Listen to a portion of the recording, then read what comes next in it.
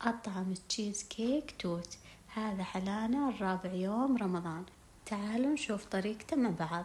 نطحن علبتين بسكوت شاهي ونذوب نص أصبع زبدة وملعقة كبيرة قشطة ونخلطهم مع بعض ونوزعها بالتساوي في قالب قاعدته متحركة.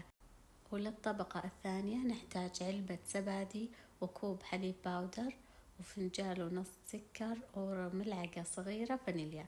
نخلطهم ونوزعهم على الطبقة الأولى وندخلها الفرن من فوق وتحت على درجة حرارة 180 لين تتماسك.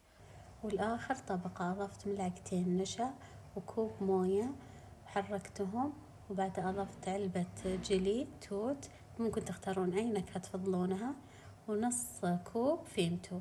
حركتهم على نار هادية لين ثقل الخليط عندي وتركته على جنب لين يبرد.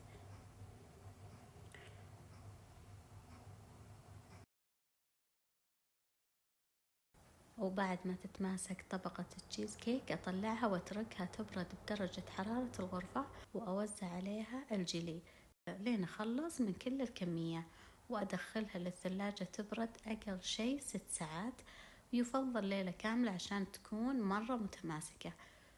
وبعد أزينها وأقدمها. استمتعوا بأسهل وألذ تشيز كيك، وعلينا وعليكم بألف عافية.